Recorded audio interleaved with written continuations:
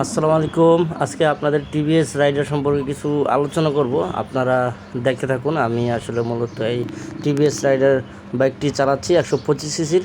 যারা মূলত ভাবছেন যে একটি বাইক কিনবেন, টিভিএস রাইডার 125 সিসির বাইকটি আসলে কিনবেন কি কিনবেন না, তাদের জন্য মূলত এই ভিডিওটি করা। আমিও একটা সময় এরকম দ্বিধাদ্বন্দ্বে ছিলাম যে আসলে এই বাইকটি নেওয়া কি আমার জন্য ভালো হবে কি না। তাও সব কিছু বিবেচনা করে এক পর্যায়ে আমি এই বাইকটি নিয়েই ফেললাম। যাই হোক, এই বাইকটি আমি রাইড করতেছি প্রায় 2000 কিলোমিটার। যদিও আমি এই বাইকটি ইউজড কিনেছি। আপনারা চাইলে পুরাতন ভালো কন্ডিশনের বাইক কিনতে পারেন। কন্ডিশন দেখে সব কিছু ওভারঅল যদি ওকে থাকে তাহলে এই বাইকটি কিনতে পারেন। আমি ব্যক্তিগতভাবে এই বাইকটি রাইড করছি, আমার কাছে খুবই ভালো লাগছে। এই বাইকটি মূলত যারা কিনবেন তারা মূলত 150 সিসির একটা ফিল পাবেন, এটা নিয়ে কোনো সন্দেহ নাই। যাই হোক, বলতে বলতে টোল দেওয়ার সময় হয়ে গেছে। আসলে 10 টাকা এখানে টোল দিতে হবে। টোলটা পরিশোধ করে আমি আবার পূর্বের আলোচনায় ফিরে যাচ্ছি। আপনারা যারা ভাবছেন টিভিএস রাইডার 125 সিসির একটি বাইক কিনবেন, তারা অবশ্যই সম্পূর্ণ ভিডিওটি দেখবেন। আশা করি এই ভিডিওটি দেখলে বুঝতে পারবেন আপনার ভালো মন্দর দিকগুলো।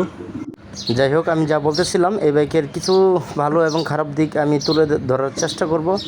যারা মূলত 125 সিসির বাইক কিনে 150 সিসির ফিল নিতে চাচ্ছেন, তারা অবশ্যই এই বাইকটি নিতে পারেন। এটার মধ্যে 150 সিসির ফিলটা ইজিলি নেওয়া যায়। আমি এর আগে পালসার 150 সিসির বাইক রাইড করেছি। ওইটার তুলনায় এটাতে কিন্তু রেডি পিক আপ অনেক বেশি, অনেক হাই। এবং এটার যদি আমি মাইলেজের কথা বলি, যদি রেডি পিক আপ ব্যবহার করে কেউ যদি সব কিছু ভালোভাবে মেনটেন করে ইউজ করে, সিটিতে রাইড করে, তাহলে 40+ মাইলেজ পাবে অনায়াসে। আর যদি হাইওয়েতে রাইড করে তাহলে 45+ মাইলেজ পাবে। কারণ আমি এই 2000 রাইড করার অভিজ্ঞতা থেকে আমি বলছি, আমি 2000-এর ভিতরে আমি লং ট্যুরও দিয়েছি। আর লং ট্যুর এতটা খারাপ না, আপনারা চাইলে লং ট্যুর দিতে পারবেন। আমি Dhaka to Kishoreganj long tour দিয়েছি 2বার। তো ওই অভিজ্ঞতা থেকে আমি বলতেছি। তো এইটা গেল একটা বিষয়। আর যে বাইকের যে সিটিং কমফোর্ট, ওইটা অনেক ভালো, আমার কাছে ভালো মনে হয়েছে। আর ব্রেকিং যে রেসপন্স, এটা অনেক ভালো। সিবিএস ব্রেকিং সিস্টেম আছে, অর্থাৎ আপনি পায়ের ব্রেক চাপ দিলে 2টা ব্রেক কাজ করবে অটোমেটিক্যালি। আর এমনি তো ব্রেক রেসপন্স অনেক ভালো, কিন্তু পিছনের চাকা একটু চিকন হওয়াতে এতটা গাড়ি জায়গাতে জমানো একটু কষ্টকর। পিছনের চাকা স্কিড করতে পারে। সো ওইটা আপনারা সাবধানে ব্রেক করবেন। আপনারা যদি 10 সাইজ বড় লাগান, 100 আছে এখন, আপনারা যদি 10 বাড়িয়ে মোটা চাকা লাগান, তাহলে ওই ক্ষেত্রে হয়তো আপনার চাকাটা স্পিড কম করবে। ওটা আপনারা করতে পারবেন, কিন্তু ওই ক্ষেত্রে আপনাদের মাইলেজ একটু কম পাবে। আর অনেকেই বলে যে ভাইব্রেশন ইস্যু, আসলে ভাইব্রেশন তো আছেই, কিন্তু মনে হয় না যে এতটা অসুবিধা হয় যে ভাইব্রেশনের জন্য। আমার কাছে মনে হয় না যে এতটা ভাইব্রেশন। মানুষে বলে যে টিভিএসের অনেক ভাইব্রেশন হয়। হ্যাঁ, ঠিক আছে, অন্য অন্য কোম্পানির চাইতে টিভিএস একটু ভাইব্রেশন বেশি। তবে এটা রাইড করলে 15-20 দিন নিয়মিত রাইড করলে পরে আর মনে হবে না যে এটা আসলে ভাইব্রেশন হয়। এই ভাইব্রেশনটা আসলে হাতে ব্যথা বা কোনো কিছু পেন এরকম কোনো ফিল হয় না। এটা স্বাভাবিক, এটা বাইক চালালে এতটুকু ভাইব্রেশন হবেই। অনেকে বলে যে 70-80+ চালালে ভাইব্রেশন হয়, কিন্তু আসলে বিষয়টা এরকম না। আপনি যদি কম গিয়ার দিয়ে যদি বেশি পিক আপ মারেন, ওই ক্ষেত্রে একটু ভাইব্রেশন করবে।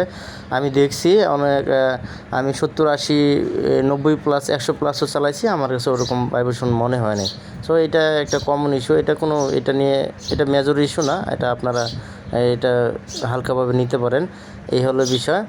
আরও যে মিটারের যে বিষয়টা আছে, এখানে অনেক বিষয়, ঘড়ির টাইম আছে, গিয়ার ইন্ডিকেটর আছে, এরপরে অনেক ডিজিটাল মিটার দেওয়া আছে অল। এর মধ্যে আপনার গিয়ার যে ইন্ডিকেটরটা আছে, এটা কিন্তু উল্টাপাল্টা দেখায়, সেন্সরটা মাঝে মধ্যে উল্টাপাল্টা দেখায়।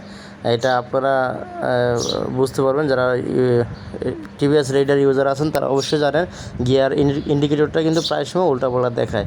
এটা হচ্ছে একটা ইস্যু। সো মনে করি এটা যদি সেন্সরটা ভালোভাবে কাজ করতো আরও ভালো লাগতো। আর এই মূলত সব মিলে আমার কাছে বাইকটি ভালো লাগছে। এবং খারাপ বিষয়গুলো হচ্ছে বাইকের, আপনি যদি বলি, এটার প্রথমে যেই ফার্স্টে আসে এটার হেডলাইটটা এত আলো কম, 110 সিসি 100 সিসির বাইকগুলো যা আদার্স কোম্পানি আছে বা টিভিএসেরই অন্যান্য কোম্পানি আছে ওইটার চাইতেও এটার আলোটা অনেক কম, যেটা আপনাকে হাইওয়েতে এবং সিটিতে অনেক কষ্টদায়ক মনে হবে, প্যারা দিবে। আপনাকে আলাদা ফগলাইট ইনস্টল করতে হবে যদি আপনি ভালো আলো পেতে চান। সো ওই ক্ষেত্রে এইটার দিক থেকে আমি 10-এর মধ্যে আমি ভাই 2 দিব মাত্র। এটা আপনার হেডলাইটটা সম্পূর্ণই অনেক কম আলো। আরেকটা বিষয় বলি, এই দেখতে পাচ্ছেন আপনারা এই যে সামনে ইউএসবি পোর্ট দেওয়া হয়েছে, কিন্তু এটা দিয়ে আসলে চার্জ হয় না।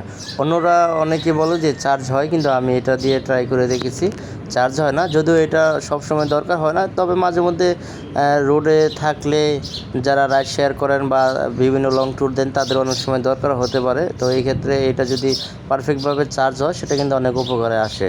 আমার এই জিনিসটা ভালো লাগে নাই, মানে চার্জ হয় না, আমি দেখেছি কোনো লাইনই আসে না। সো এটা একটা খারাপ দিক, আমার কাছে বিষয়টা ভালো লাগে নাই।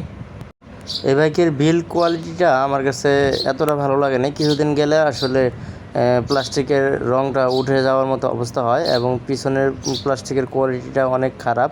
আমার অলরেডি একটু ফেটে গেছে, যদিও আমার কাছে ফেটে নাই, ও যার কাছ থেকে আমি বাইকটা নিয়েছিলাম তার কাছে ফাটছিল এই পিছনের প্লাস্টিকটা। যাই হোক, একটা বাইকে ভালো এবং খারাপ দিক থাকে, তাই সব মিলে এই বাইকটি আমার কাছে ভালো লেগেছে। আপনাদের কাছে কেমন লাগছে অবশ্যই জানাবেন। আল্লাহ হাফেজ।